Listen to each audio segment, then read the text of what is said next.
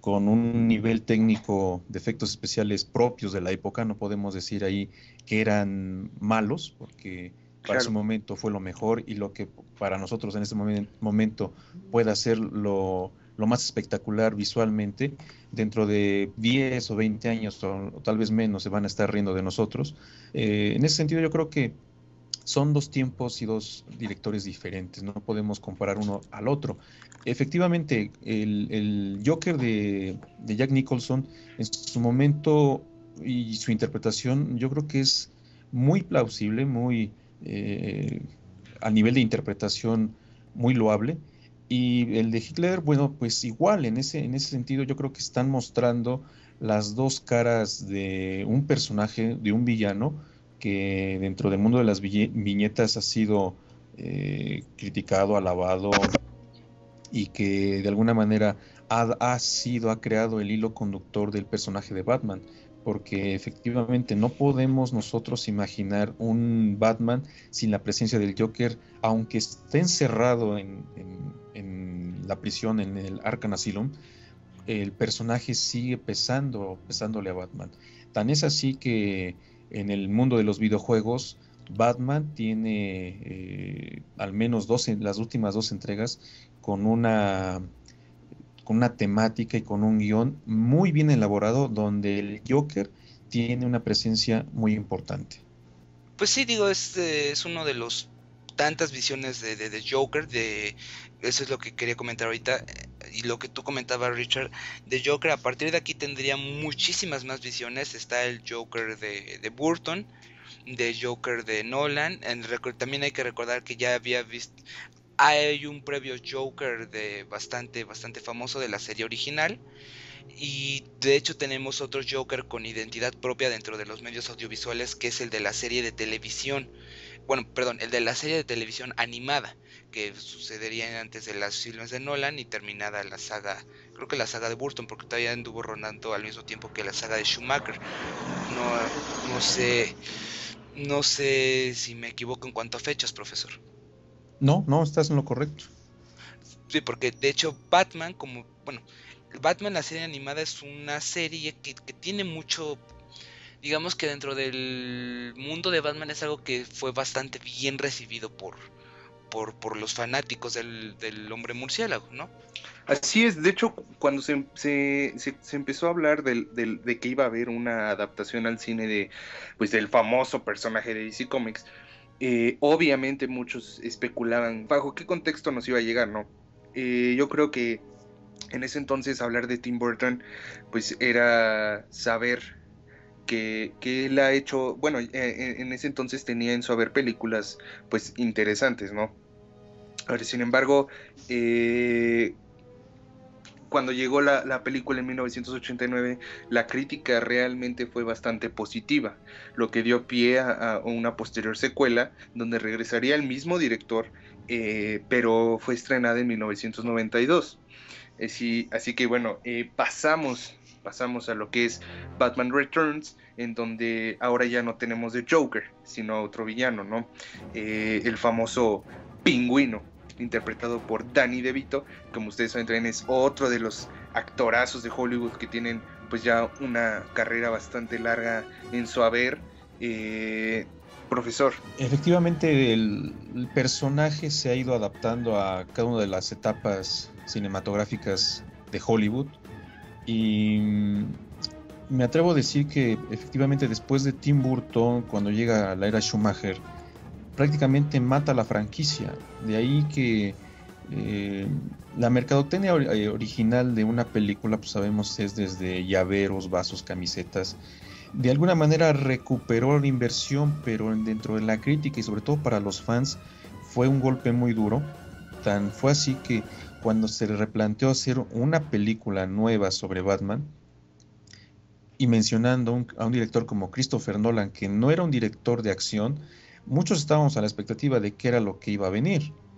Sorpresa, se estrena Batman de Christopher Nolan y se muestra en esta película varias escenas que remiten específicamente a varios cómics y sobre todo una madurez del personaje a partir de de las publicaciones que escribió Frank Miller, en la cual podemos nosotros decir, el personaje se ha adaptado a nuestro tiempo.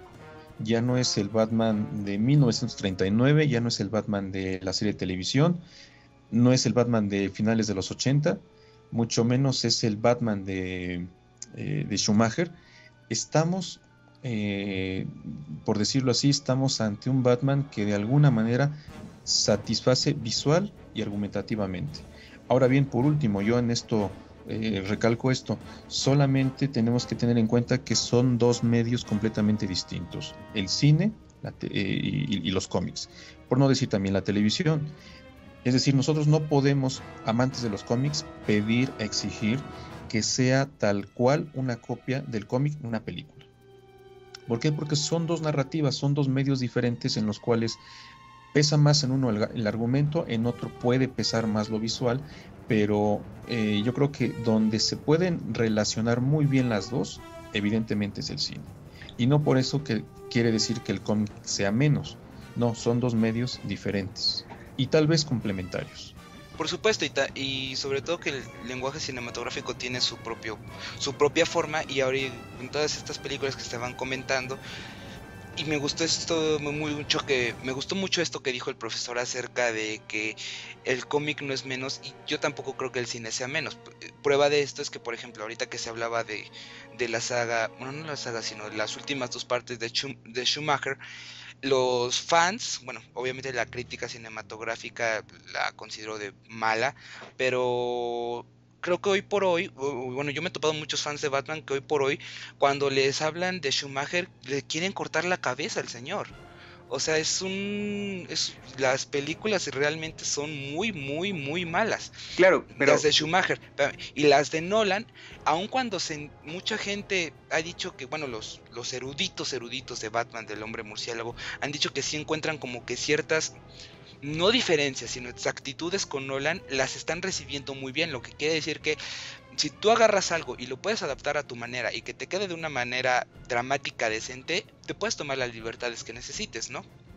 Claro, pero retomando de nueva cuenta lo que fue la secuela Batman Returns, y ahondando un poco en lo que ustedes están mencionando de Schumacher, me gustaría a mí mencionar el por qué Joel Schumacher empezó con la dirección de lo que fue Batman Forever y Batman y Robin.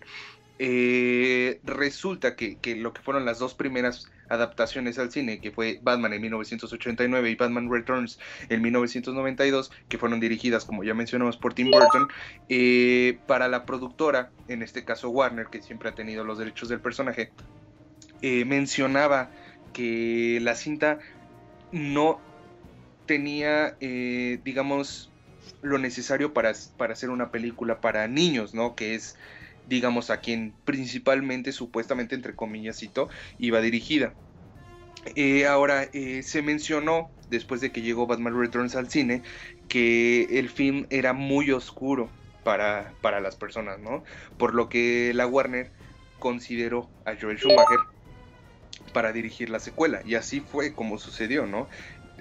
Tal vez destrozó, digamos, pues las adaptaciones, como ustedes ya nos mencionaron. Sin embargo, quería yo mencionar ese pequeño detalle porque yo creo que es también importante que pues lo sepamos todos, ¿no? De alguna forma, Tim Burton sí tuvo la oportunidad para poder dirigir una secuela, sin embargo, pues se decidió, y como ustedes saben, finalmente la decisión la toma la productora, y se decidió que Joel Schumacher dirigiera Batman Forever, esta cinta que llegaría en 1995, tan solo 3 años después de Batman Returns. Así que, profesor Ángel, ¿qué nos pueden comentar de lo que fue ya Batman Forever, dirigida por Joel Schumacher? Mira, aquí a ver si me das chance tantito, me quisiera regresar tanto a Batman, un poquitito a Batman Returns para completar esto. Mira, yo he leído ciertas críticas que comprenden como a Batman y Batman Returns como más o menos lo mismo que está haciendo Nolan, es crear un círculo dramático, un arco dramático, que es el término más correcto, sobre el personaje. O sea, se entiende muy bien Batman y Batman Returns de corrido. O sea, entiendes la psicología de este personaje que en aquel entonces fue Michael Keaton, en el mundo de Burton, o a la visión de Burton. Cuando llega Batman Batman Forever, Batman Eternamente, digamos que este arco dramático queda muy incompleto. De hecho, queda quebrado, desquebrajado. O sea, estamos hablando de un Batman completamente distinto al que ya se había presentado en su anterior película. Oh sorpresa, un error aún más de esta saga de Batman es que era hacer directamente una tercera parte, que de hecho así está en la historia del cine, así está planteada Batman Forever. Es una tercera parte de Batman y Batman Returns. El problema aquí es que ya no hay continuidad alguna con lo que hizo Burton. Mucha gente dice, bueno, tal vez si hubiera seguido Burton hubiéramos podido comprender aún más lo que estaba tratando de hacer, hecho una trilogía, como ahora se vendrá con la parte de Nolan. Pero como se quita Burton, porque bueno, yo lo que entendía o lo que sabía es que Batman Returns no pegó tan fuerte como Batman. De hecho, no pega tanto realmente como por ejemplo ahorita está pegando Nolan, o como pegó Batman Forever, que obviamente sí pegó como blockbuster. Y pues regresando a esto, no se entiende, pero aún así sigue siendo una saga. Entonces sí es algo muy muy duro. O sea, yo siempre he dicho que si ves Batman Returns y Batman Forever en una sola tarde es brutal. O sea, no entiendes nada. Me explico, sobre todo considerando que se ve como 4 partes. De hecho, no vayamos tan lejos. Se han vendido, y sobre todo ahorita ya con la remasterización del DVD Blu-ray, se vende Batman Returns, Batman Forever y Batman y Robin como una sola, cuando no se entiende. Se puede entender Batman y Batman Returns y se puede entender Batman Forever y Batman y Robin, pero como un ciclo no se entiende las 4 películas. Yo creo que mercadotécnicamente funcionó para la productora el hecho de tratar de darle una secuencia desde las películas de Burton, pasando por Schumacher, pero algo que yo creo que sí es importante mencionar es que estaban destinadas para un público o para un rango familiar.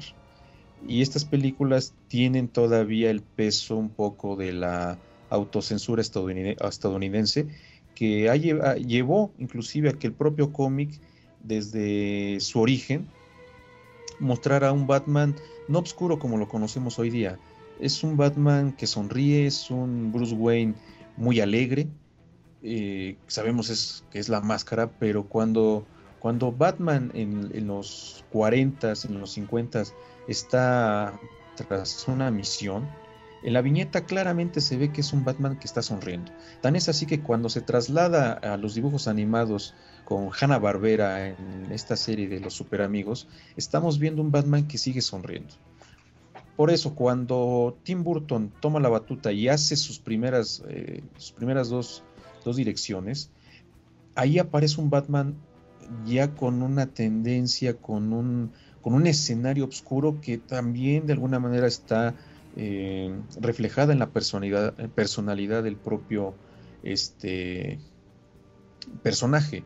Tan es así que trataron de hacerlo un poco más colorido, que cuando llega la dirección de Schumacher, evidentemente vemos que es una producción más desahogada, con más efectos, pero que visualmente es muy colorido, cosa que tal vez dentro de la crítica y a los propios fans no les agradó tanto. Así es, de alguna forma toda la polémica que se desarrolló después del estreno de Batman Forever y de Batman y Robin en 1997 es, yo creo que digamos, el detonador para que lo que es Warner Brothers comience a pensar en una saga muchísimo más oscura, que es lo que los fans querían y lo que los fans pedían, ¿no? Que se retomara un poquito ese oscurismo que ellos mencionaban de Tim Burton, y es por ello que en el 2005, bueno, pues más bien a inicios del 2004 se nos empezó a lanzar la noticia de que iba a regresar el personaje a los cines bajo las manos de Christopher Nolan, ¿no? Ahora, yo quiero mencionar, después del fracaso de Batman y Robin, que tuvo, pues como ya mencionamos demasiadas ocasiones, una crítica bastante deplorable, como usted mencionaba, profesor, Lo único que caracterizó estas cintas para no dejarlas pues en el olvido es que se transformaron y adaptaron más los efectos actuales contemporáneos de esa época a lo que fueron las películas.